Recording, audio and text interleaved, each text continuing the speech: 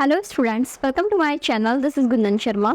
आज के इस वीडियो के अंदर मैं बात करने वाली हूँ कि बीएससी के बाद एमए चूज़ करें या फिर एमएससी।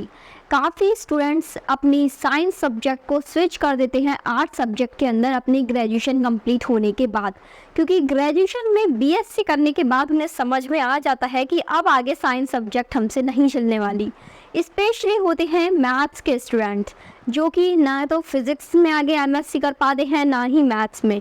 उन्हें ऐसा लगता है कि अब एमएससी करने के बजाय हमें एमए चूज़ कर लेना चाहिए। फिर वो एमए आर्ट्स के किसी भी सब्जेक्ट से कर सकते हैं, चाहे हिस्ट्री, ज्योग्राफी, इंग्लिश, पॉलिटिक्स, जो भी उनका फेवरेट सब्जेक्ट उन्हें आर्ट्स में लगे, जो उन्हें ईजी लगे, उस सब्जेक्ट में वो अपना एमए कर लेते हैं बजाय एमएससी के। तो क्या सच में कुछ फ़ायदा है एमएससी छोड़ के एमए करने का? साइंस वाले स्टूडेंट्स को ये कितना अफेक्ट करेगा यदि आप बीएससी के बाद एमएससी चूज़ करने के बजाय एमए चूज़ कर लेते हैं? तो इसके बारे में पूरी डिटेल्स आज के इस वीडियो के अंदर मैं बताने वाली हूँ। देखो, यदि आप बीएससी के बाद एमएससी चूज़ करते हैं तो एमएससी आपके कहाँ कहाँ काम आती है। एक तो हो गया आपका फर्स्ट ग्रेड टीचर के अंदर, एक हो गया आपका असिस्टेंट प्रोफेसर के अंदर। यदि आप किसी भी गवर्नमेंट सेक्टर के अंदर, गवर्नमेंट स्कूल के अंदर फर्स्ट ग्रेड टीचर के लिए अप्लाई करते हैं तो वहाँ जो आपका एमएससी का सब्जेक्ट होता है, जो आपका पोस्ट ग्रेजुएशन का सब्जेक्ट होता है, उसी के आप टीचर बनते हैं। तो यदि आप बीएससी के बाद एमएससी चूज़ करते हैं तो आप जिस सब्जेक्ट में एमएससी करेंगे उस सब्जेक्ट के टीचर बनेंगे। लेकिन यदि आप एमएससी के बजाय एमए चूज़ करते हैं तो फिर आप एक आर्ट सब्जेक्ट, जिस सब्जेक्ट से आप अपना एमए करेंगे उस सब्जेक्ट के टीचर बनेंगे फर्स्ट ग्रेड के अंदर। भले ही आपका ग्रेजुएशन तक साइंस सब्जेक्ट रहा हो, लेकिन आप टीचर अपना एमए सब्जेक्ट के अंदर ही बनते हैं फर्स्ट ग्रेड में। और सेम यही कंडीशन होगी असिस्टेंट प्रोफेसर के अंदर, क्योंकि असिस्टेंट प्रोफेसर में क्या रहता है, जिस सब्जेक्ट से आपने पोस्ट ग्रेजुएशन कंप्लीट किया हुआ रहता है उसी सब्जेक्ट से आपको नेट क्वालिफाई करना पड़ता है। तो जैसे ही आप अपना पीजी जिस पे भी करेंगे, एमए चाहे एमएससी, उसी से ही आपको आपका नेट एग्ज़ाम क्लियर करना पड़ेगा। देन उसके बाद असिस्टेंट प्रोफेसर के लिए आप एलिजिबल हो जाएंगे और आप उसी सब्जेक्ट के कॉलेज प्रोफेसर, कॉलेज लेक्चरर बन पाएंगे जिस सब्जेक्ट से आपने अपना पोस्ट ग्रेजुएशन किया हुआ होगा। लेकिन यदि आप फर्स्ट ग्रेड से नीचे यानी सेकंड ग्रेड या थर्ड ग्रेड के टीचर के लिए अप्लाई करते हैं, देन आपका पोस्ट ग्रेजुएशन का सब्जेक्ट मैटर नहीं करता है वहाँ, चाहे आपने एमए किया हो, चाहे आपने एमएससी किया हो या कोई भी अदर पोस्ट ग्रेजुएशन की डिग्री की हो।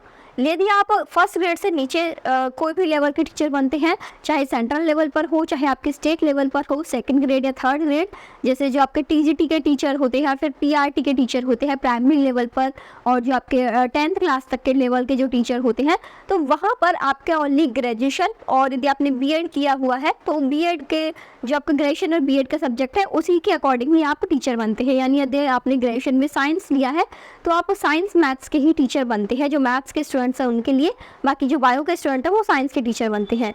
ठीक है, तो ये फैक्ट रहता है आपके पोस्ट ग्रेजुएशन का। आप यदि टीचर बनते हैं तो वहाँ आपका सब्जेक्ट चेंज हो जाएगा, क्योंकि मेन जो पोस्ट ग्रेजुएशन का सब्जेक्ट रहता है वो एक तरीके से रहता है कि इस सब्जेक्ट में आपने अपना मास्टर्स किया है, यानी आप इस सब्जेक्ट के अंदर परफेक्ट है, तो उसी सब्जेक्ट का फिर आप टीचर बन पाते हैं आगे यदि आप टीचिंग फील्ड के अंदर जाते हैं।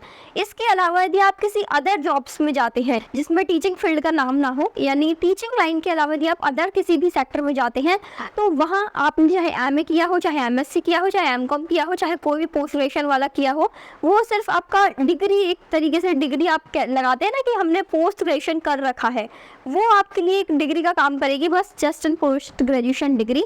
उसमें आपका सब्जेक्ट मैटर नहीं करेगा कि आपने किस सब्जेक्ट से अपना पोस्ट ग्रेजुएशन किया हुआ है।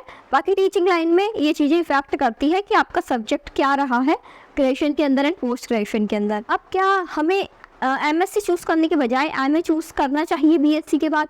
तो देखो, यदि आपको टीचिंग लाइन में जाना है और अपनी ही साइंस का ही सब्जेक्ट का टीचर बनना है तो आप एमएससी करें। यदि आपको आर्ट सब्जेक्ट का टीचर बनना है तो फिर आप एमए चूज़ कर सकते हैं एमएससी के बजाय। लेकिन फिर आपके पास ये ऑप्शन, देखो इसमें फिर आपके दो ऑप्शन हो जाएंगे आपके पास, कि आप जैसे फर्स्ट ग्रेड के लिए अप्लाई करोगे तो फिर आपको आर्ट्स के सब्जेक्ट पढ़नी पड़ेगी। यदि आप फर्स्ट ग्रेड से नीचे सेकंड ग्रेड या थर्ड ग्रेड के टीचर के लिए अप्लाई करोगे तो फिर वहाँ पर आपको आपका साइंस का सब्जेक्ट पढ़ना पड़ेगा। तो आपके ऑप्शन तो भले ही आपके पास दो सब्जेक्ट्स के हो गए, लेकिन फिर आप जैसे किसी एक ही फील्ड में तो जाओगे, या तो आप अपर लेवल की तैयारी करोगे फर्स्ट ग्रेड और असिस्टेंट प्रोफेसर की, तो वहाँ पर आपको फिर आपका जो मेन सब्जेक्ट है उसी को ही कंटिन्यू करना पड़ेगा। आर्ट्स का जो यदि आप एमए कर लेते हैं तो आपको उसी सब्जेक्ट से आपका जो फर्स्ट ग्रेड और असिस्टेंट प्रोफेसर का जॉब है उसको कंटिन्यू करना पड़ेगा, वहाँ पर वो पढ़ना पड़ेगा। फिर आप यदि उससे नीचे लेवल वाली टीचिंग लाइन में स्विच करते हैं तो फिर वहाँ पर आपको साइंस सब्जेक्ट पढ़ना पड़ेगा। यदि आपको आपके साइंस सब्जेक्ट में कोई भी प्रॉब्लम नहीं है, आसानी से आपको पढ़ने में आ जाती है, तो यदि आपने बीएससी किया है तो आप एमएससी ही कंटिन्यू करें। जो भी आपका सब्जेक्ट आप चूज़ करना चाहें एमएससी में, आपके तीनों सब्जेक्ट्स में से फिजिक्स, केमिस्ट्री, मैथ्स या फिर जूलॉजी, बॉटनी, केमिस्ट्री, तो उनमें से आपको जो भी अच्छा लगे उसी सब्जेक्ट में आप एमएससी करें, ताकि आपके पास जो भी ऑप्शंस हो टीचिंग लाइन के अंदर उन सभी में आप सेम सब्जेक्ट के ही टीचर, मतलब सेम ही चीज़ें आपको पढ़नी पड़े, आप सभी के लिए एलिजिबल हो, सेम चीज़ें आप पढ़ के सभी एग्ज़ाम्स दे पाओ।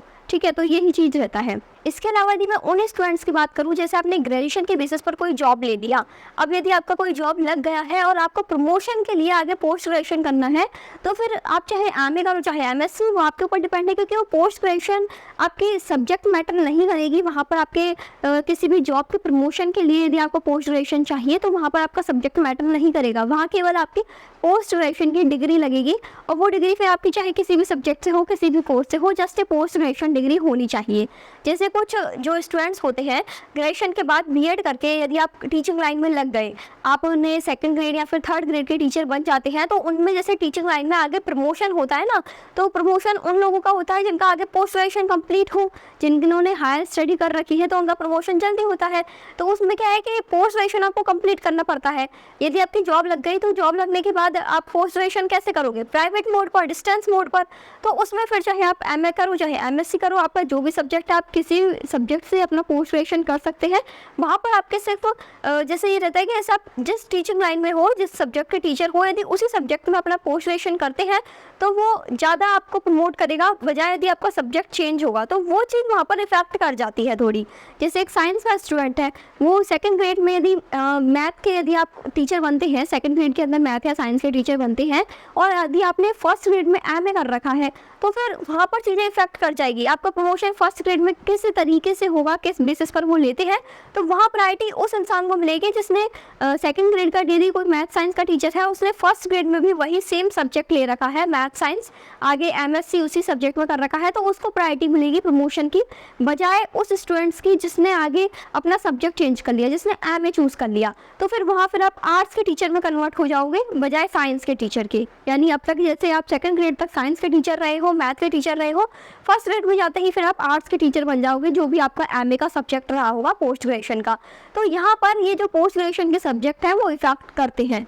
इसके अलावा यदि आपको कोई डाउट है तो आप कमेंट सेक्शन में पूछ सकते हैं। I hope this video is helpful for you. Please like this video. Thank you for watching this video.